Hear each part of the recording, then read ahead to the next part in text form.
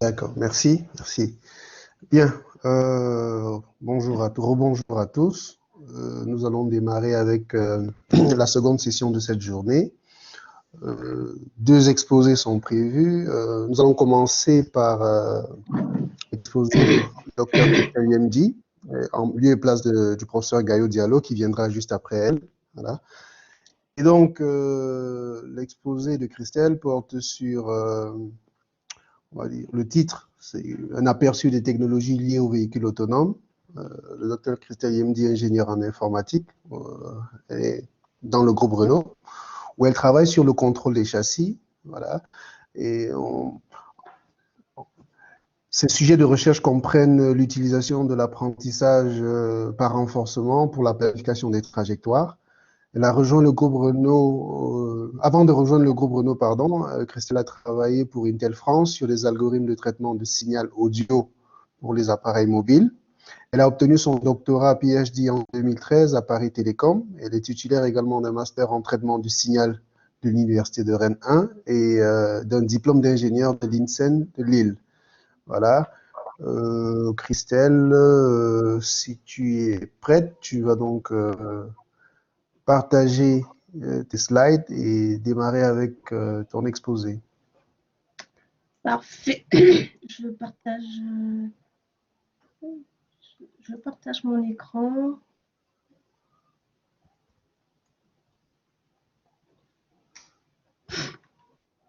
Et vous me dites. Là, on a l'écran, oui, on a ta diapo là. C'est pas le bon écran. Je vais juste arrêter. Je Ah. refais. J'ai deux écrans, pardon. D'accord.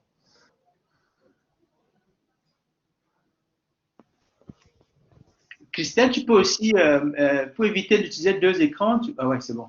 Tu pouvais me charger dans le salon, mais ça va. Ok. Je pense que ça ira. Voilà, donc je peux passer en mode. Voilà. À condition que je vous montre le bon truc. Ok. Et j'ai autre chose aussi.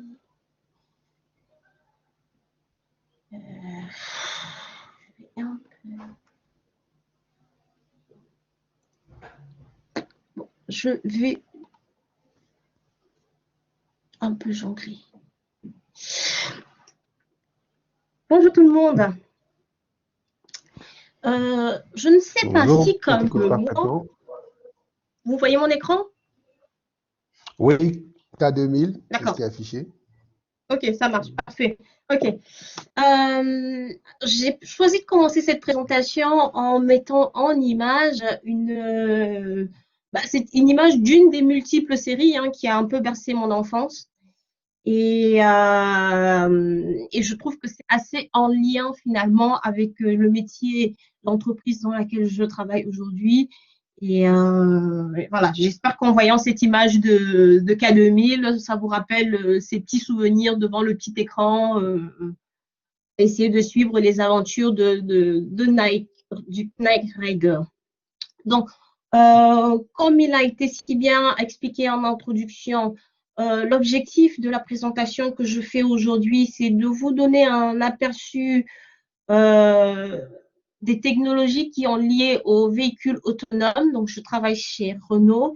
Et l'idée étant à chaque fois que je vais essayer de me rapprocher à chaque fois de ce qui touche à l'intelligence artificielle. Je me suis vraiment positionnée dans l'idée de dire je vais essayer de vous donner un aperçu de ce qui est possible. Et après, donc, il faut vraiment le voir comme étant une ouverture d'esprit. Je ne vais peut-être pas forcément aller dans des détails hyper techniques. Ça n'a pas essayé, voilà, c'était vraiment mon choix de dire, de vous parler un petit peu d'éveiller un peu des sensibilités. Voilà. Les différents points qu'on va aborder aujourd'hui, j'ai prévu de reparler de qui je suis, mais en fait, j'ai été assez bien introduit, donc je pense qu'on va zapper ce point. On va ensuite commencer par ce qui me semble être la base, c'est qu'est-ce qu'on appelle véhicule autonome. Par la suite, nous allons parler d'ADAS. J'expliquerai ce que c'est que l'ADAS. Après les ADAS, on parlera de services connectés. Ensuite, pourquoi c'est important pour nous de l'industrie automobile d'avoir des véhicules communicants, et on terminera par une partie où on va avoir une discussion sur des challenges. Donc, je vais préciser, en fait, pendant la présentation, de temps en temps, il va y avoir des petits quiz. Donc, n'hésitez pas, pour ceux qui ont un smartphone, qui ont accès à Internet sans trop de complications, il y aura des instructions. Voilà, ceux qui sont joueurs, vous jouez si c'est possible. Donc, j'ai dit ça, on va zapper. Bah, petite fille née au Cameroun, et puis le reste, l'ensemble a été dit. L'objectif de la présentation. J'ai bien aimé l'idée de vous remontrer ces chiffres de manière à peu près globale. La valeur actuelle telle qu'elle est vue chez Renault, la valeur actuelle d'un véhicule, 10% du software contribue à la valeur du véhicule. C'est-à-dire que quand vous allez payer votre véhicule, en France, un véhicule Renault, on estime qu'aujourd'hui, 10% du software contribue à la valeur du véhicule que vous payez. Mais si on se projette un petit peu dans le futur pour savoir un petit peu comment vont évoluer les choses, on se rend compte que la partie équipement, la partie mécanique, les roues, les plaquettes, enfin, le moteur, etc., ça va perdre en importance. Il ne s'agit pas de dire qu'il y aura plus ces équipements sur le véhicule, ils seront toujours là. Mais là où aujourd'hui, ça représente, c'est des chiffres assez globaux, hein, 90% de la valeur du véhicule, et dans le futur, on estime qu'on sera plutôt sur des aspects mécaniques qui représentent plutôt 20% de la valeur du véhicule. Et la partie logicielle qui va prendre de plus en plus représenter une part très importante dans la valeur du véhicule. Et puis les contenus aussi liés, spécifiques au véhicule, vont aussi contribuer pour beaucoup. Donc c'est vraiment une des raisons pour laquelle le logiciel va avoir une importance très capitale pour tous les constructeurs de l'industrie automobile, y inclut Renault. Et vous allez voir dans la suite de la présentation que là, ici dans le diagramme, on parle de logiciels, mais finalement, une bonne part de ces logiciels touche à tout ce qui est lié à l'intelligence artificielle. OK. Commençons. Qu'appelle-t-on véhicule autonome? Dans la littérature, vous trouverez, ou sur les moteurs de recherche que vous utilisez de manière assez commune, vous trouverez aussi l'expression self-driving car. Donc, l'idée est bien de dire qu'il s'agirait d'un véhicule qui serait capable de vous mener d'un point A à un point B de manière plus ou moins autonome. Pourquoi plus ou moins autonome? Donc, d'après la SAE, Society of Automotive Engineers, c'est un consortium qui regroupe des ingénieurs de l'ensemble de l'industrie automobile. On peut distinguer aujourd'hui 5 niveaux d'autonomie. Donc, vous avez des petits pictogrammes ici qui peuvent peut-être vous donner un petit indice sur ce que le véhicule est capable ou non de faire suivant son niveau d'autonomie. Et là, premier quiz pour vous, les amis. Pour ceux qui ont la possibilité, je vous propose de vous rendre sur une page Menti. S'il y en a qui arrivent à se connecter. Et l'idée étant, première question que j'ai pour vous. Donc, c'est simple, c'est assez simple. Hein. Vous allez sur menti.com et vous rentrez le code qui est là, 23 97 67 3. À voir s'il y a des joueurs. J'attends quelques secondes de voir s'il y a des gens qui se connectent. S'il n'y a personne qui se connecte, on fera plus les quiz. Bien. Donc, quand vous vous connectez, ça va vous demander, je pense, en général, un petit pseudo. Vous mettez, ça peut être votre nom, ça peut être un pseudo, mais ça n'a vraiment pas d'importance. Hein. Là, le but, c'est vraiment, c'est plus un outil qu'on va utiliser un peu de manière un peu ludique tout au long de la présentation. Je vois que des gens arrivent.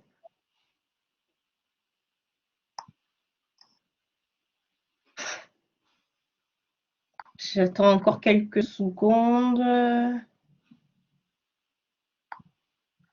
Je préfère attendre un petit peu parce que là, sur la question 1, il y a un petit timer et donc ce serait dommage que certains passent à côté.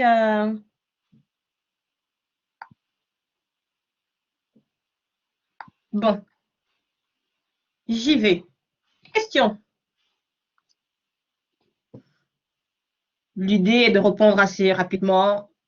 D'après vous, à quel niveau sont la plupart des industriels du domaine de l'automobile? Est-ce qu'aujourd'hui, les véhicules qu'on a sur le marché sont du niveau 1, 2, 3, 4 ou 5? D'après vous. Si certains pensent que c'est du niveau 0 aussi,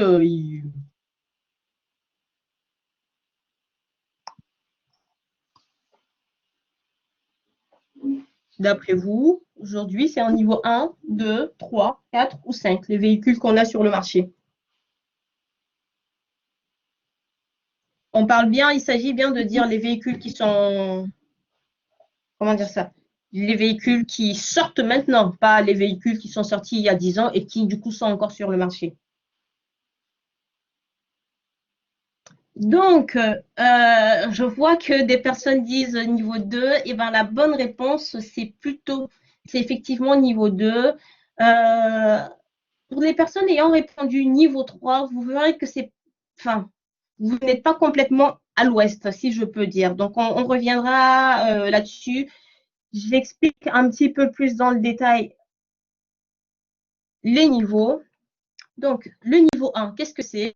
Le niveau 1 d'assistance, finalement, c'est un véhicule dans lequel l'humain, de manière un peu raccourcie, on parle de hands-on and eyes-on, donc pour dire les mains sur le volant et les yeux sur la route. Donc, c'est vraiment l'humain qui est au contrôle pour faire l'ensemble des tâches de conduite. Quand on parle en termes d'aide à la conduite, ici, ce qu'on va pouvoir avoir, c'est le véhicule qui est quand même peut-être capable de freiner un petit peu plus tout seul ou voilà, d'accélérer tout seul, mais il va pouvoir faire une fonction à la fois, soit accélérer de manière automatique tout seul. Une autre fonction qui rentre dans du niveau 1, ça va être ce qu'on appelle la direction assistée. Donc, il faut savoir que les véhicules qui sont vieux, d'il y a 20, 30 ans, pour tourner le volant, on va dire que c'était une petite partie de musculation. Là où les véhicules qui ont grosso merdo moins de 20 ans, il y a déjà la direction assistée là-dedans, sur ces véhicules-là, et donc en contrepartie, déjà un premier niveau d'assistance. Le niveau 2, qu'est-ce que ça veut dire? On a toujours le conducteur qui a l'obligation d'avoir les yeux sur la route. Il peut momentanément enlever les mains sur le volant. Exemple de fonction qu'on trouve qu'on catégoriserait dans le niveau 2, c'est tout ce qui va être le freinage d'urgence, c'est-à-dire que le véhicule qui va être capable tout seul de détecter qu'il y a un piéton et au cas où le conducteur ne l'aurait pas vu, freiner tout seul. Ça va être des fonctions d'assistance qui vont aider le véhicule à rester dans sa voie. En général, on détecte les deux lignes qui déterminent la voie, donc la ligne de gauche et la ligne de droite. Et c'est ça qui va permettre au véhicule de rester dans la voie, dans sa voie. Ensuite, si on passe au niveau 3, l'idée du niveau 3, ça va être de dire que le véhicule va pouvoir faire un petit peu plus de choses. Donc, vous avez compris comment ça marche, ça va de manière incrémentale. Donc, ici, le conducteur va pouvoir, dans certaines situations bien déterminées, enlever les mains du volant, éventuellement aussi, quelques secondes, enlever les yeux de la route, mais il faut tout de même que l'esprit soit connecté à la tâche de conduite. C'est-à-dire, l'idée d'avoir l'esprit connecté à la conduite, c'est bien de dire je ne suis pas en train de dormir, par exemple, dans mon véhicule. Vous verrez qu'un petit peu plus tard, on arrivera à des véhicules dans lesquels le conducteur peut peu à dormir. L'idée ici, c'est de dire que grosso merdo, il faut que le conducteur soit en capacité de reprendre le contrôle à peu près en 2 secondes. C'est ça l'ordre de grandeur. Un exemple de fonction qu'on va trouver là-dedans. Donc, pour les personnes qui ont répondu dans le quiz précédemment, niveau 3, aujourd'hui, il y a un certain nombre de constructeurs automobiles. Donc, on a déjà, premièrement, on a Honda qui a annoncé il y a à peu près un mois, enfin, il y a quelques jours, qu'ils allaient lancer la commercialisation de leur premier véhicule de niveau 3, donc qui serait disponible sur le marché japonais. Donc ça, c'est du tout nouveau. Au niveau de Tesla, on a les fonctionnalités la fonctionnalité de Tesla qui s'appelle l'autopilote, pour lequel, quand on regarde dans la littérature, officiellement, il est catégorisé comme un niveau 2, mais vu ce qu'il est capable de faire, certains experts disent qu'il est possible que la Tesla, la fonction autopilote, soit peut-être du niveau 3. Donc voilà, un petit peu pour donner le background. Mais grosso merdo, tous les véhicules que vous trouverez sur le marché aujourd'hui, c'est du niveau 2 de manière certaine. Et puis, voilà, il y a des petites choses qui se font. Les constructeurs essayent de se positionner sur le niveau 3. Le niveau 4 d'autonomie, l'idée est bien de dire, là, le conducteur va pouvoir déconnecter son esprit. Donc là, je peux regarder un film. Le scénario ici qu'on va cibler, c'est que très souvent, ça va être un véhicule qui va avoir le droit de conduire de manière autonome dans un périmètre donné. Une des applications qui revient souvent dans l'industrie automobile, que ce soit chez Renault ou ailleurs, ça va être ce qu'on va appeler le robot-taxi, ou encore ce qu'on va appeler en fait des véhicules qui vont permettre vraiment de parcourir le dernier kilomètre. Il est temps de dire que en fait, on a un réseau de transport qui est maillé d'une certaine manière, mais le réseau de transport public ne peut pas toujours desservir, comment dire ça, va souvent desservir peut-être des grandes villes ou des quartiers. Et que peut-être qu'à un moment donné, si on a envie de desservir une rue donnée, ou par exemple, on prend le cas d'entreprises dans la Silicon Valley, par exemple, qui ont des campus qui vont être sites qui vont être énormes, on pourrait très bien imaginer d'avoir un véhicule autonome qui puisse être capable de faire cette navette-là, parce que voilà, c'est un périmètre bien délimité et la signalisation est bien faite pour autoriser, dans ces circonstances-là, un véhicule de niveau 4. Et enfin, je dirais, là, le véhicule K2000, d'après moi, niveau 5, où là, ce que je n'ai pas précisé dans le niveau 4, c'est que bien qu'on soit sur un périmètre délimité, il est encore obligatoire d'avoir un volant sur le véhicule. Quand on va arriver sur un niveau 5, on n'a plus d'obligation à avoir de volant dans le véhicule. Donc, vraiment, pour vous dire que le niveau 4, quelque part, il est prévu que quand on sort du périmètre, que le conducteur puisse reprendre la main. Donc, il faut encore que le conducteur sache conduire. Et bien, sur un niveau 5, le conducteur, il n'a plus besoin de savoir conduire. Ensuite, enfin, donc là, je voulais juste un peu extraire quelques articles sur le net qui expliquent, voilà, pour vous donner un peu une petite image d'où se situe l'industrie automobile de manière un petit peu générale. Donc, je vous ai parlé de Honda déjà, qui a annoncé son premier véhicule de niveau 3 au Japon. Donc, j'ai expliqué aussi le cas de Tesla pour lequel c'est pas bien clair. Mercedes aussi annonce un véhicule de niveau 3 pour début 2021. Donc, voilà. Il y a un certain nombre de... Ça reste une très, très, très, très, très, très, très, très faible minorité, comme vous pouvez le voir, en niveau 3. Ici, on retourne, les amis, sur Menti, puisque j'ai vu qu'il y avait quelques joueurs parmi nous. Question cette fois, le code, il n'a pas changé. Hein. Question cette fois, c'est... Est-ce que j'arrive là? Il veut pas. Oui, la question pour vous, cette fois-ci, c'est plus de dire, est-ce que vous êtes capable de penser à des exemples de fonctions ADAS? ADAS, ça veut dire quoi? C'est des aides à la conduite, grosso merdo. L'acronyme, pour être précise, veut dire Advanced Driver Assistance System. Donc voilà, c'est un ensemble de fonctions qui... C'est une famille de fonctions d'aide à la conduite. Donc, je ne sais pas si vous arrivez à penser à des aides à la conduite, quel type de fonctionnalités font partie, rentrent dans cette catégorie. Bon, une personne qui pense que Evra, bon, je pense qu'il a dû se tromper, cette personne, il ou elle.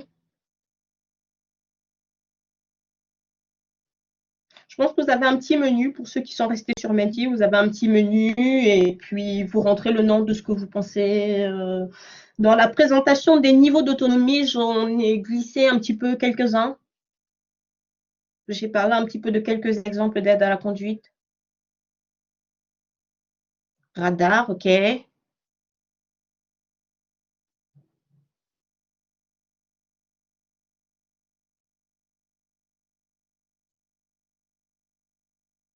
Google Maps, Object Detection, OK.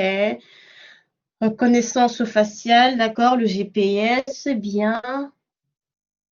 Le moteur de freinage. La géolocalisation, les angles morts, OK, intéressant. La vitesse, si la personne qui a écrit la vitesse pourrait préciser un petit peu, vous avez la possibilité de re-rentrer une réponse. Juste pour repréciser, vitesse, mais quoi de la vitesse? Caméra, AED, c'est... L'ACC, oui, effectivement. L'automatic cruise control, ouais, l'ACC, ça veut dire automatic cruise control. OK. Dépannage auto. Tout à fait, tout à fait, tout à fait. La détection d'obstacles, oui, tout à fait. Ça va faire partie, la détection d'obstacles, ça va être une fonctionnalité qu'on va rattacher, par exemple, au freinage d'urgence ou encore à une fonction qui va vous permettre de rester, enfin, plutôt ce qu'on va appeler, j'arrive pas à trouver de terme en français, mais ce qu'on va appeler le lane keeping, où l'idée c'est de dire là où le lane centering s'attache à rester entre la ligne de gauche et la ligne de droite, et ben le lane keeping va avoir un peu plus d'intelligence et va être capable, par exemple, quand il y a un obstacle, de vous permettre d'éviter cet obstacle. Donc, de se décaler un petit peu vers la droite ou vers la gauche, suivant là où l'obstacle est situé. OK, les caméras routières, le démarrage à distance, il est fortiche celui qui a dit démarrage à distance. OK, on va s'arrêter là pour ce quiz-là. On va retourner à notre petite présentation. Donc, je vous ai mis, c'est une liste qui n'est pas du tout exhaustive. Voilà, l'idée, c'était vraiment en plus de vous parler de quelques fonctions ADAS. Quelqu'un a parlé de l'ACC, donc l'Adaptive Cruise Control. L'idée, c'est d'avoir un véhicule qui, tout seul, va pouvoir adapter la vitesse à laquelle on va. Donc, il va pouvoir jouer en suivant que il faut se dire que si le véhicule qui est devant freine de manière un peu brusque, et ben, grâce à l'ACC, on va pouvoir aussi adapter son allure. Donc voilà, je vous partagerai les slides. Je ne vais pas jouer la vidéo qui est là, qui montre un petit peu ce que j'explique là par rapport à l'ACC. Donc, je vous laisserai le soin de regarder la petite vidéo. Oups, et en fait, non, ce n'est pas ce que je voulais. Je veux passer. Ensuite, on va avoir, je ne pense pas avoir vu dans le nuage de mots des personnes qui aient répondu quoi que ce soit concernant l'aide au parking. Une fonctionnalité qui marche assez bien, ça va être l'ensemble une famille de fonctionnalités qui sont liées à l'aide au parking. Je parle de famille de fonctionnalités parce qu'il y a quand même beaucoup de plusieurs subtilités. Je ne sais pas si vous arrivez à voir là, suivant le schéma, suivant la forme de la place de parking, on se gare là le long de la route, ou plutôt, comment on appelle ça, en bataille ou en épi. Eh ben, la technologie qui va être nécessaire pour développer cette aide au parking ne va pas être la même. Ensuite, ici, on va avoir une fonctionnalité qui est vraiment plutôt de l'ordre de l'aide, comme on parlait au parking, où là, grâce à une caméra, on va pouvoir montrer à l'utilisateur pendant qu'il fait sa manœuvre. Donc là, c'est l'utilisateur qui fait la manœuvre et en fait, à la caméra, sur l'écran de sa voiture, et ben, on va pouvoir lui montrer de manière à ce qu'il voit qu'il y a un obstacle, il faut s'arrêter. Et ici, vous voyez, vous avez la petite vue là avec le code barre qui indique si un obstacle est proche ou assez ou loin en fonction de la couleur. Et là, ici, ce que j'ai peut-être pas précisé dans le dernier cas de schéma que je vous montre là, c'est que il s'agit c'est moins de l'aide au parking, c'est du parking, je sais pas comment dire ça. C'est du hands-free parking main libre, voilà, je dirais. Donc là, j'ai trouvé ma place de parking, j'appuie sur le bouton dans la voiture et la voiture est capable de se garer toute seule. Donc, les deux premiers cas, c'est de l'aide, on aide le conducteur.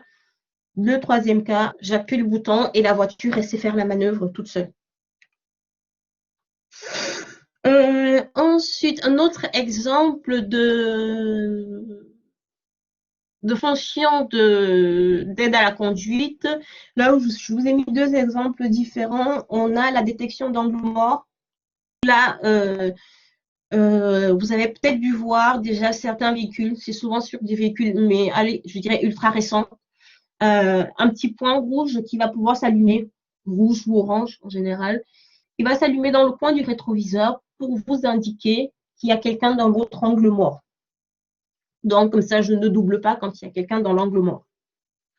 Et le freinage d'urgence, la personne devant moi freine ou, par exemple, un enfant surgit de manière inopinée sur la voie, et ben, le véhicule va être capable de freiner tout seul. Qu'est-ce qui fait que tout cela est possible? Les ADAS sont possibles parce qu'aujourd'hui, nos véhicules vont être équipés d'énormément de capteurs. Sur ce schéma, vous avez un exemple un peu de capteurs et surtout des capteurs et surtout d'où on peut les trouver. Il peut y avoir des variantes un petit peu plus ou moins différentes. Donc, vous voyez, on va pouvoir trouver des véhicules aujourd'hui équipés de radars, de lidar, de caméras, d'ultrasons. L'idée étant de dire que, par exemple, avec les radars, on va pouvoir, en fait, en général, avec les radars, on va avoir une antenne. On va émettre un signal. Bon, le radar va émettre un signal, il met le signal en continu. Il récupère un signal en retour et c'est le temps de réponse la différence de temps de réponse qui va lui permettre un petit peu de faire une cartographie, de savoir où se situent les obstacles. Est-ce que l'obstacle est proche? Parce que si un obstacle est proche, eh ben, le temps il sera assez court. A contrario, si l'obstacle est loin, le temps sera beaucoup plus long. Le lidar va permettre, l'intérêt du lidar, ça va être notamment d'aider à construire ce qu'on va appeler des cartes 3D, des HD Maps. L'avantage d'avoir un lidar, ça va être, parce que l'idée du lidar, c'est qu'il va émettre des ondes laser, et c'est notamment par rapport à une caméra qui tout de suite, s'il y a beaucoup de soleil ou s'il y a en face un objet réfléchissant, le lidar la caméra, pardon, ne va rien nous renvoyer de bon en fait, parce que du coup la caméra va être éblouie. Vous avez peut-être déjà fait l'expérience quand vous faites une photo sous le soleil, par moment, si on ne fait pas attention, et on est ébloui, on arrive à rien voir sur la photo. Et l'avantage du coup d'un lidar, c'est d'être plus insensible à ce type de réflexion là. Et donc c'est vraiment ça qui va permettre de cartographier l'environnement dans lequel se trouve le véhicule. À savoir, je le précise là, très peu de véhicules quand même dans la pratique sont équipés de lidar parce que c'est l'un des capteurs qui coûte le plus cher aujourd'hui. Il y en a vraiment quelques-uns. Après, sinon, tous les véhicules prototypes chez Renault, chez Tesla, chez BMW, voilà. Tous ces véhicules-là, aujourd'hui, embarquent un lidar, mais sur les véhicules qu'on va trouver qui sont commercialisés sur le marché, pour le public, il y en a très peu qui sont équipés du lidar. Ultrason, le capteur d'ultrason va être principalement utilisé pour notamment les fonctions d'aide au parking, parce que c'est ça qui va nous permettre de détecter les obstacles. C'est l'efficacité, voilà, c'est la particularité des ondes ultrasons. Donc voilà, c'est juste pour vous donner un peu un aperçu finalement de là où le véhicule d'il y a 20 ans était équipé. J'aurais peut-être dû chercher cette photo-là de la voiture et puis c'est tout. Aujourd'hui, voilà, le véhicule embarque aussi autant de capteurs. Quel va être le principe général? Le principe général d'un système ADAS, il va être le suivant. Il y a je dirais, une forte analogie avec un petit peu la manière dont nous, humains, fonctionnons. C'est-à-dire qu'un humain va voir quelque chose, peut-être percevoir au sens large, parce qu'on va voir, mais on va aussi entendre des choses. C'est ce qu'on aura vu, entendu, en tout cas ce qu'on aura ressenti va être synthétisé dans le cerveau et en fonction de cela, on va prendre une certaine action. Voilà, ça c'est ce qu'on fait tous dans la vie de tous les jours. Au niveau du véhicule, ça va être assez similaire. On va avoir les capteurs qui vont nous permettre finalement d'observer l'environnement, de détecter un petit peu ce qui se passe dans l'environnement. Est-ce qu'il y a des embouteillages? Est-ce qu'il y a un cycliste qui va surgir sur la chaussée? Voilà. Ensuite, donc on va recevoir tous les signaux qui viennent de nos capteurs et on va traiter l'ensemble de ces signaux. Dans l'ensemble de ces signaux, l'idée va être de dire, ça va être de faire vraiment la variété de tâches va être très, voilà, j'ai mis très, très large. Ça peut être aussi bien de détecter pour savoir, est-ce que c'est un panneau que je détecte? Si c'est un panneau, est-ce un panneau de stop? Est-ce un panneau qui me dit la limitation de vitesse? Est-ce un feu rouge? Et auquel cas, peut-être il faut que je m'arrête si le feu il est rouge. On va aussi embarquer à ce moment-là de l'intelligence artificielle, par exemple, si on prend le cas d'un système qui utilise l'intelligence artificielle pour centrer la voiture, pour garder la voiture entre la ligne de gauche et la ligne de droite, on pourrait utiliser l'intelligence artificielle à ce moment-là pour traiter le signal d'information qui vient de la caméra. On peut tout aussi avoir, donc vous avez vu qu'il y a une variété de capteurs sur les véhicules. Donc, la partie fusion est vraiment quelque chose qui va être aussi un aspect assez important dans ce qu'on fait. À un moment donné, c'est de dire, moi, la caméra me dit qu'il y a un piéton qui est en train de traverser. Est-ce que l'information est confirmée par mon radar? Est-ce que, voilà, et d'arriver à fusionner ces informations-là, l'idée étant de dire que quand je prends la décision basée sur ce que les capteurs ce que j'ai observé à travers mes capteurs, que ma décision soit la plus fiable possible. Donc, la décision va me permettre de définir un certain chemin et ensuite, celui qui va me permettre effectivement de prendre l'action. Donc, à ce niveau, j'ai juste pris la décision de je m'arrête, je freine, j'accélère. Ça, c'est ce que se passe dans l'étape 2. Donc là, c'est la partie où je comprends et je décide. Et en dernière étape, la partie qui va effectivement venir agir sur les actuateurs du véhicule. Donc, c'est vraiment venir agir pour dire il faut que je freine mon véhicule ou non, à contrario, je peux accélérer. Donc, et là, on va avoir en général une petite surcouche. Ça, du moins, c'est la manière dont c'est fait chez Renault. Une petite surcouche qui va permettre de faire un petit filtrage par le contrôle châssis avant d'arriver directement sur les actuateurs. Dans la catégorie des actuateurs, on parle vraiment des pièces mécaniques, on parle du frein, on parle de l'accélérateur, on parle de l'EPS pour Electric Steering, Power Steering, que je ne saurais vraiment pas traduire en français, vous m'excuserez. Donc voilà un petit peu, de manière assez globale, comment va fonctionner un système ADAS. J'ai pris le cas un peu plus particulier ici. Ce qui va surtout être intéressant, c'est peut-être la vidéo que vous allez pouvoir voir. Je vous laisserai la regarder par vous-même après. Donc, c'est un travail que j'ai effectué avec un étudiant il y a 2 ans maintenant, où on s'est attaché à faire justement du lane centering assist, donc l'assistance pour rester entre ma ligne de gauche et ma ligne de droite, juste en utilisant une information caméra. Il faut savoir que autant on a essayé le travail donc, pour lequel vous pourrez trouver la vidéo sur le lien suivant. C'est un travail, nous l'avons fait essentiellement en se basant sur des approches de deep learning. On est parti d'un challenge qui s'appelle le Udacity Challenge, la version, celui qui avait été fait en 2016.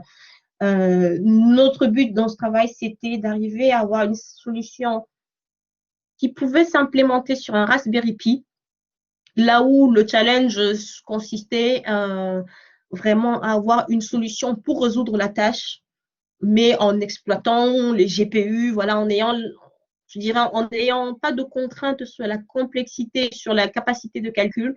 Voilà, dans le travail qu'on a essayé de faire, nous, c'était un petit peu de se dire, bon, allez, on a ces solutions-là qui ont eu de bons résultats pour le challenge Udacity. Quels sont les éléments critiques et comment j'arrive à importer ça sur un Raspberry Pi. Encore une fois, je ne vais pas montrer la vidéo là. Vous pourrez aller par vous-même regarder la vidéo.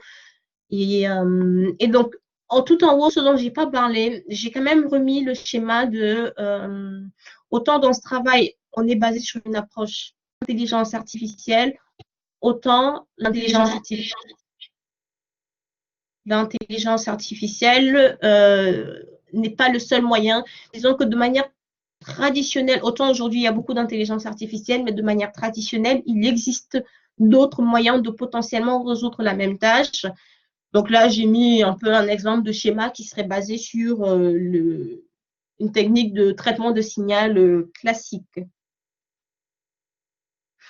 Un petit quiz encore, les amis. Vous avez compris, j'aime ça, voilà. Donc, l'idée du quiz, cette fois-ci, ça va être une petite question assez simple à répondre. Quels sont les capteurs qui ne se trouvent pas sur un véhicule? Donc, vous allez avoir une liste, il va falloir faire un choix. Bon, par contre, s'il n'y a personne de connecté, ça ne va pas beaucoup marcher, mon quiz.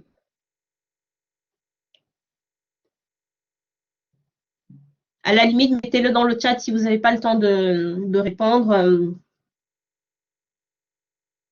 Quel est le capteur? Donc là, il y a une liste de capteurs. Quel est le capteur qui n'existe pas sur une voiture?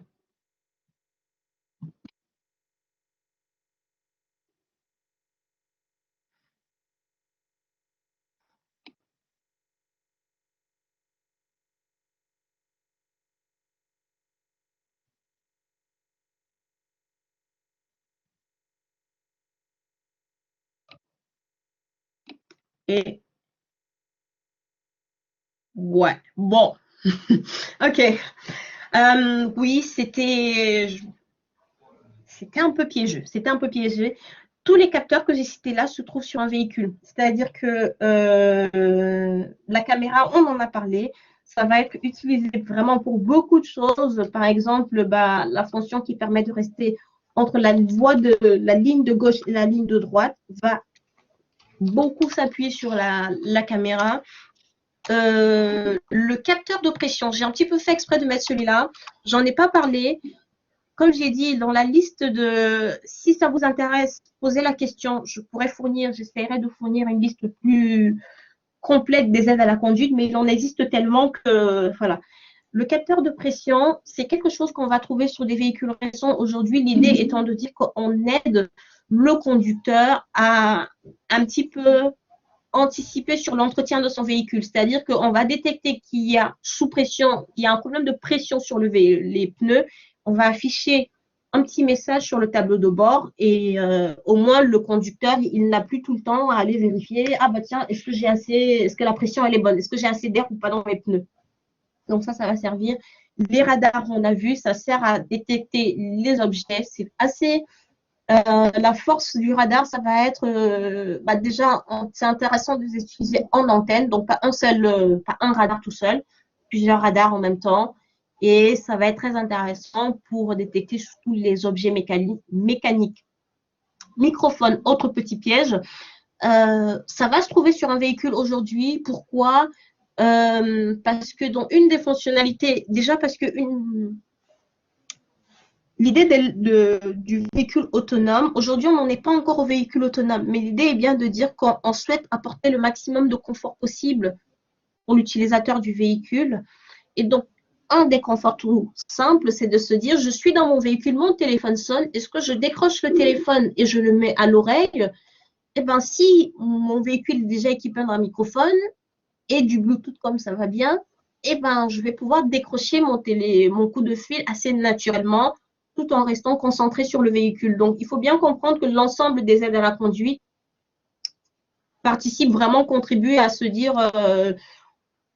c'est pour améliorer le confort. Il ne s'agit pas de dire que l'industrie a imaginé des choses qui ne servent à rien, mais l'idée, c'est vraiment de se dire on veut améliorer le confort pour le conducteur. Donc, bravo à la personne qui a trouvé la bonne réponse.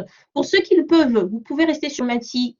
En tout cas, vous pouvez garder la page Menti ouverte. Il va y avoir encore une dernière question tout à l'heure là-dessus. Avant de passer à la suite, parce que je pense que j'ai quand même pas mal de matériel, est-ce qu'à ce niveau, il y a peut-être déjà des questions? Je préférerais zapper certaines parties de ce que j'ai préparé et prendre un peu de questions.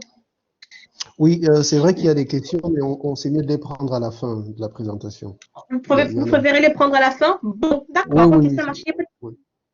Ok. Il n'y a pas de souci. Il me reste à peu près combien de temps? Tu saurais me dire ou pas?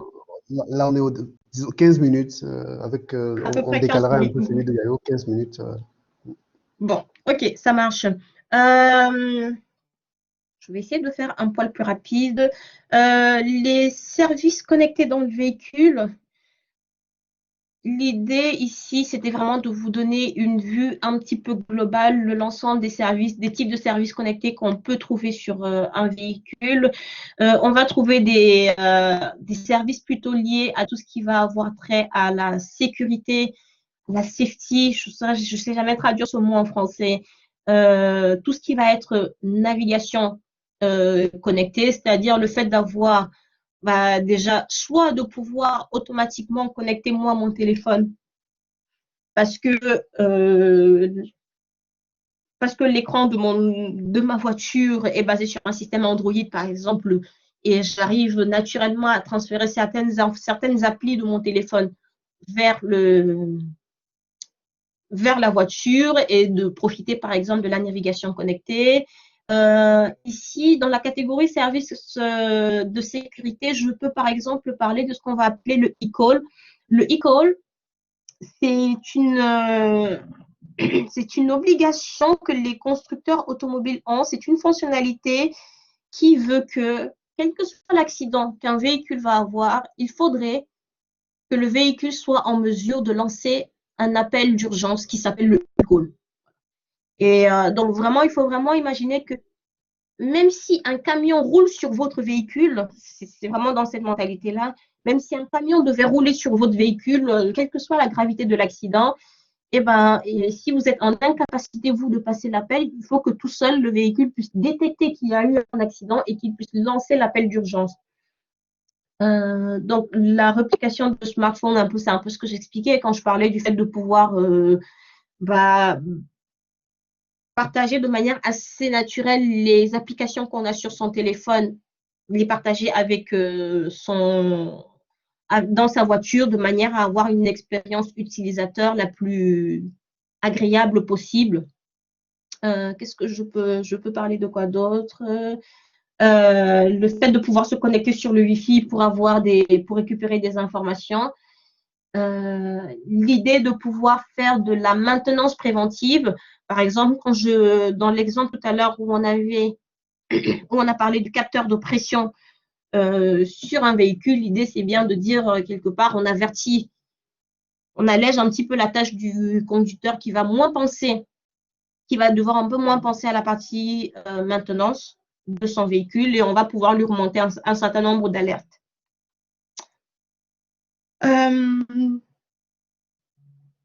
Pourquoi le véhicule a besoin d'être connecté aujourd'hui? L'idée est de dire que ce soit dans les pays occidentaux ou dans les pays africains, finalement, il y a quand même un trafic de véhicules assez important. Là, ici, vous voyez une image où on a un véhicule d'ambulance qui est bloqué dans un embouteillage. En Occident, ici, en général, ce qui va se passer quand on va avoir un véhicule d'ambulance comme ça qui est en mission, eh ben, ils vont avoir la sirène qui est active c'est le moyen de communication qui existe aujourd'hui. Et donc, en fait, tout le long, jusqu'à ce qu'ils arrivent à l'hôpital, au centre d'ambulance vers lequel ils sont en train de se rendre ou voilà, jusqu'à ce qu'ils arrivent à destination, cette sirène va être en route et l'idée, c'est de dire que nous, en tant que conducteurs du véhicule, quand on entend cette sirène, le véhicule d'ambulance a la priorité. Donc, on s'écarte naturellement naturellement, ça dépend des conducteurs. L'idée, c'est de s'écarter pour laisser le véhicule d'ambulance passer. Là aussi, nos véhicules qui sont de plus en plus connectés aujourd'hui, arriver à avoir un autre moyen de communication, ça pourrait peut-être, si on reste sur ce cas de l'ambulance, on pourrait avoir peut-être une gestion de ce trafic, enfin, un trajet qui pourrait être un peu plus smooth, si vous voulez, un peu plus aisé. Et donc, on va parler principalement, je vais sauter ce slide-là. Aujourd'hui, dans l'industrie automobile, on va avoir un ensemble de protocoles qui sont définis. L'idée étant de définir un petit peu comment est-ce que le véhicule va pouvoir discuter avec l'extérieur. On parle de V2X, donc X parce qu'il y a plusieurs objets ou éléments communicants en face. Donc, le véhicule va pouvoir communiquer avec un piéton. Le véhicule va pouvoir communiquer avec un réseau.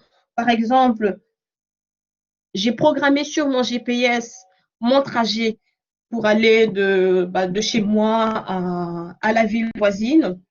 Et à un moment donné, sur le trajet, il y a des embouteillages. À un moment donné, en ayant cette communication véhicule, aujourd'hui, on va pouvoir un peu avoir sur l'exemple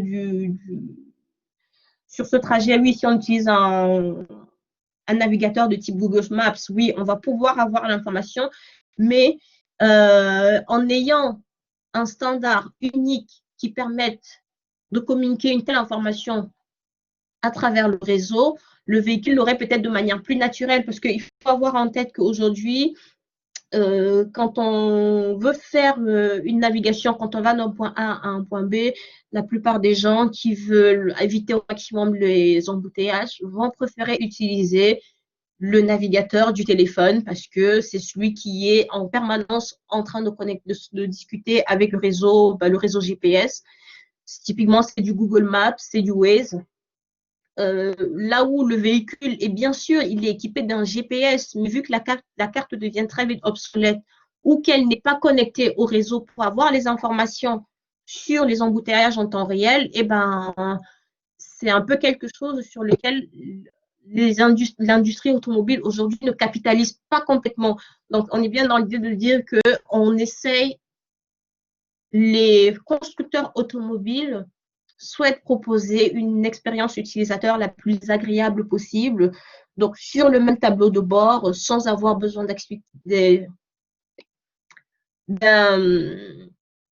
d'installer Google Maps ou Waze, on va pouvoir avoir, j'espère, la carte à jour à cause du véhicule to network.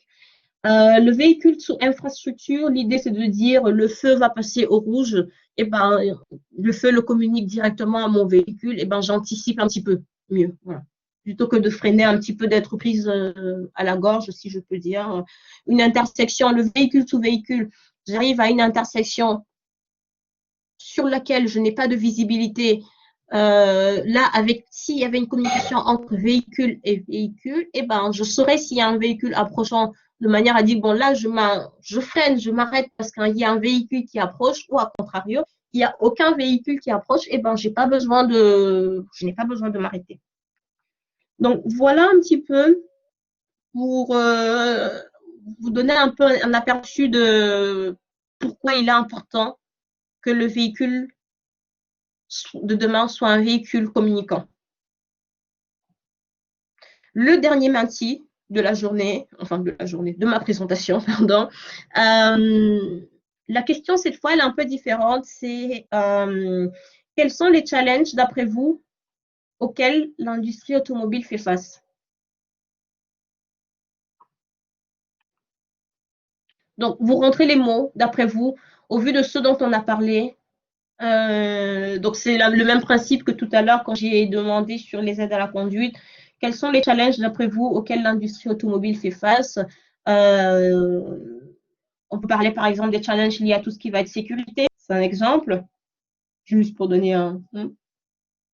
Et je m'arrête là, voilà. Ah oui, des bugs, ouais. Ça, c'est pas mal, ouais, des bugs, ouais. C'est un bon point. La vitesse. La vitesse, je vais un peu en parler quand je vais parler de l'aspect sécurité.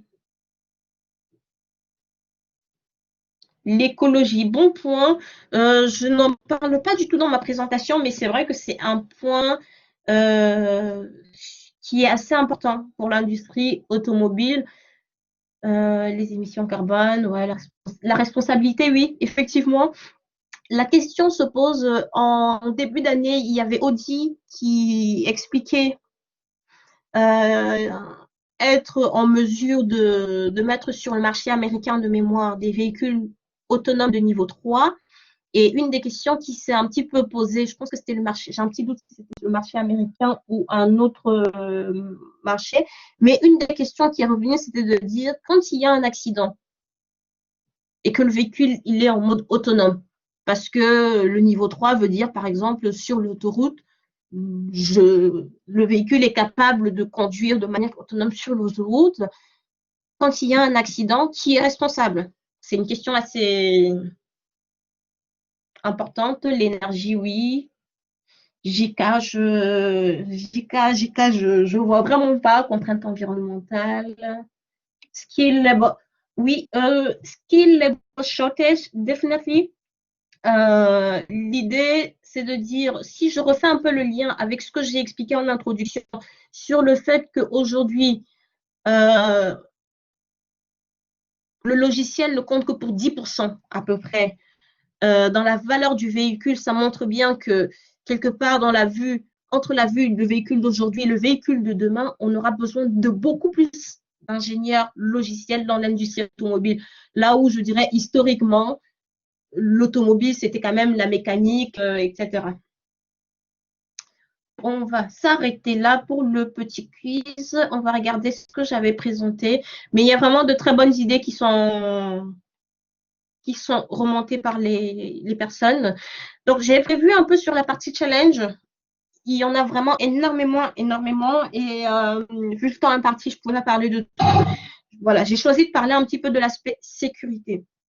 Donc, avec tout ce que je vous ai expliqué, les véhicules sont équipés de plus de capteurs et donc aussi de plus de logiciels. Qui dit logiciel, c'est comme un ordinateur, c'est comme un téléphone portable, dit que ça peut être hacké. Et là, je vous ai mis en fait quelques articles de hack qui ont eu lieu à travers le logiciel sur des véhicules. Donc, s'il y en a au moins un que vous devriez regarder, c'est peut-être celui le hacking de la Jeep, où là, après, c'est des personnes pas malveillantes, qui se sont plus attachés à démontrer la vulnérabilité de cette Jeep. Ça date de 2015. Et en fait, vous voyez quelqu'un qui conduit sur l'autoroute et son véhicule est hacké et il se retrouve obligé de sortir de la… Enfin, il se retrouve un peu dans les champs à un moment donné parce qu'il n'a pas le contrôle, parce qu'à travers, en ayant hacké le véhicule, ils arrivent à prendre le contrôle sur un petit peu tout dans le véhicule. Là, le deuxième, le Remote Startup, l'idée, c'est une app externe, donc pas directement construite par le constructeur, mais qui va permettre de préparer le véhicule. C'est-à-dire que l'idée, c'est de dire que je sais que tous les matins, je sors à 9 heures. Suivant qu'on est en hiver, qu'il fasse froid ou qu'il fasse chaud, j'ai peut-être envie déjà de démarrer mon véhicule de manière à ce que plutôt que moi, je m'asseye dans le véhicule, j'attende qu'il soit à la bonne température. Avec une application comme celle-là, je vais pouvoir automatiser un certain nombre de choses de manière à ce que à 8 heures, le véhicule le sait, tous les lundis matins, je sors à 8 heures, donc à 8 heures, mon véhicule sera à la température qui me convient. Et donc, en passant par cette application qui a été construite par un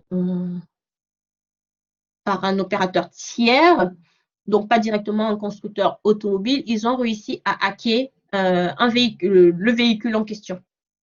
Donc, je vous ai mis les liens, vous regarderez. Et en fait, c'est vraiment quelque chose qui a un impact assez important. Il faut se dire que dans le passé, si on devait regarder l'aspect sécurité, l'impact, mon point de vue, c'était vraiment, je dirais, un peu assez lié à la présence physique, parce que, grosso merdo, le pire qui pourrait arriver à un véhicule, c'est qu'on vous le vole, d'une certaine manière. Pour voler le véhicule, il faut être devant le véhicule et le voler. Voilà. Il n'y a pas dans le passé, il n'y avait pas 36 000 manières de faire. Aujourd'hui, il y a beaucoup d'aides à la conduite. Il y a beaucoup de logiciels, de manière générale, sur nos véhicules. Et l'augmentation de ces aides à la conduite sont aussi autant de portes d'entrée pour les hackers. Et encore demain, ça va être encore plus important. Vous imaginez, vous arrivez à mettre sur le marché un véhicule dit autonome et qu'un pirate arrive à le hacker. Pour l'image de marque, c'est catastrophique, c'est simple de dire. Et en fonction de ce qui aura été fait comme type de hack pour les utilisateurs, les personnes qui seraient dans la voiture, ce serait plus ou moins dangereux suivant ce qui se serait passé. Aussi, un challenge, là un peu en vrac, lié à toutes les mutations qu'on voit dans l'industrie automobile aujourd'hui, ça va être les données. C'est d'avoir les données. Dans l'exemple du lane centering, donc je vous ai parlé, celui que j'ai travaillé sur lequel j'ai travaillé avec un étudiant.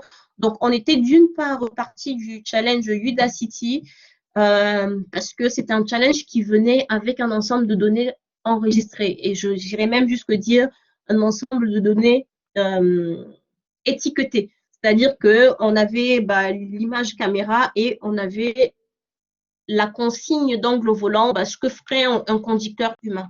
Et donc, c'était là-dessus que se basait, c'était sur l'image caméra et l'angle volant que mettrait le conducteur humain, que le système d'intelligence artificielle se basait pour mettre sur pied, pour apprendre le réseau de neurones qui allait bien. Et c'est vraiment une question importante déjà qu'on a eue là, c'est que la vidéo que vous allez regarder sur ce lane centering, vous verrez que nous, on l'a appliqué à un tout petit robot, donc avec un Raspberry Pi, comme j'expliquais, dans une salle. Donc, du coup, tout de suite, on n'avait pas le même type de données. Là où les données du Udacity Challenge étaient sur des vraies voitures, nous, on était déjà tout de suite sur un petit jouet, hein, c'est à peu près ça, non? Et donc, il se pose vraiment la question des données, et c'est surtout des données représentatives du problème qu'on va vouloir traiter. Le problème de tout ce qui va être safety, en fait, à savoir que la question de la safety, c'est de dire que on est conscient que nos algorithmes ne sont pas infaillibles, mais l'idée, c'est de s'assurer, au travers de mécanismes de safety, que quel que soit ce qui se passera, notre algorithme, le véhicule ne mettra pas en danger la vie des utilisateurs. Donc, on va typiquement préférer. Donc, en fait, on va mettre sur pied un algorithme de réseau de neurones. Tout le monde le sait. Un algorithme de deep learning ne peut pas avoir une certitude de 100%. Donc, l'idée va être de dire, est-ce que je suis capable de mettre sur pied un mécanisme de safety qui me permette, en cas de doute, de me mettre en mode dégradé? C'est à ça que va servir la safety. Parce qu'il faut bien se dire que quand il y a un défaut qui est détecté sur un véhicule, surtout quand c'est un défaut qui est détecté sur toute une série, c'est vraiment quelque chose qui a un impact, mais catastrophique pour l'image de marque du constructeur en question. Donc, l'aspect safety, il est vraiment important. Sécurité, c'est assez proche. Le point financier, pourquoi? Parce que plus de capteurs sur le véhicule, plus de calculateurs aussi sur les véhicules, implique que le coût du véhicule, il augmente. Et aussi, ayez en tête, donc j'ai beaucoup utilisé l'expression aujourd'hui de constructeur automobile, mais dans l'industrie automobile aujourd'hui, on voit de plus en plus arriver de nouveaux contributeurs, si je peux dire ça ainsi, Google, Intel, Nvidia, voilà, tous ceux qui sont dans le domaine du logiciel, du domaine de leur marché, essayent de se positionner sur la technologie du véhicule autonome. Enfin, je ne pouvais pour moi pas terminer cette présentation sans aborder un petit peu la question de qu'est-ce qui se passe sur le continent africain. En termes de véhicules autonomes, donc j'ai fait une petite recherche, j'ai pas trouvé grand-chose. Là où, donc vous avez vu au travers de la présentation, de temps en temps, je vous ai mis des liens vers des articles qui montrent un petit peu que l'industrie automobile en Occident fait des choses pour mettre sur pied des aides à la conduite qui vont bien sur leur marché. La question, pour moi, la question, elle est très valide de se dire qu'est-ce qui va se passer en Afrique? En majorité, en général, nous achetons nos véhicules qui viennent d'Occident. C'est les mêmes que nous, ceux que nous roulons ici. Mais ayez en tête ce que j'ai un peu dit au début. Dans quelques années, le logiciel va compter pour 40% de la valeur du véhicule. Est-ce qu'en africain, on va demain payer un véhicule avec donc dans la valeur du véhicule 40% qui est le logiciel, mais comme les aides à la conduite n'auront pas été conçues pour l'environnement africain, eh ben, n'utiliser que les 50% de la valeur du véhicule, ce serait un peu dommage. Donc, je pense qu'il y a quelque chose à jouer là. Une initiative, on l'a juste selon comment on veut le prendre, que j'ai trouvé néanmoins intéressante, c'est au Kenya, a priori, il existe une entreprise de labeling de données, d'étiquetage des données d'intelligence artificielle et en fait beaucoup d'industrie automobile, enfin de l'industrie automobile et pas que. En tout cas, l'idée était de dire que beaucoup d'industriels impliqués dans le domaine de l'intelligence artificielle, bah, finalement faisaient appel à cette société-là, enfin un certain nombre faisaient appel à cette société parce que c'est pas cher, le coût de la main-d'œuvre au Kenya est pas cher, et du coup c'est des personnes au Kenya qui vont étiqueter les données. Mais à chaque fois on parlait des données de pays occidentaux. Donc, je pense qu'il y a des choses à réfléchir, nous, à l'échelle, en tant qu'Africains, de manière à se dire, le véhicule autonome, qu'est-ce que ça va être pour nous, Africains? Je m'arrête là. Y a-t-il des questions? Très bien, merci beaucoup Christelle pour cette présentation sur voilà, les véhicules autonomes et les différentes technologies qui sont liées à ces véhicules-là. Ça suscite beaucoup de fantasmes et bon, peut-être des fantasmes qui n'en sont peut-être pas parce que l'on voit que ce qui peut être considéré comme fantasme une année, quelques années après, c'est résolu. Donc, merci beaucoup. Avant de passer aux questions, je veux savoir si le professeur Gaillot est déjà disponible parce que sa session devrait suivre. Est-ce qu'il nous écoute? J'ai pas de nouvelles de lui.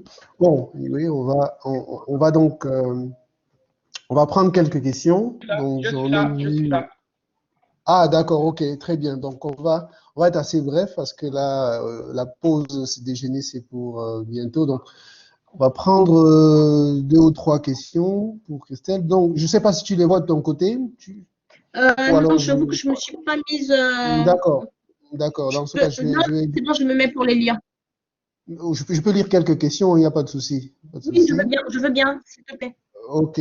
Donc, une question. La première question, c'est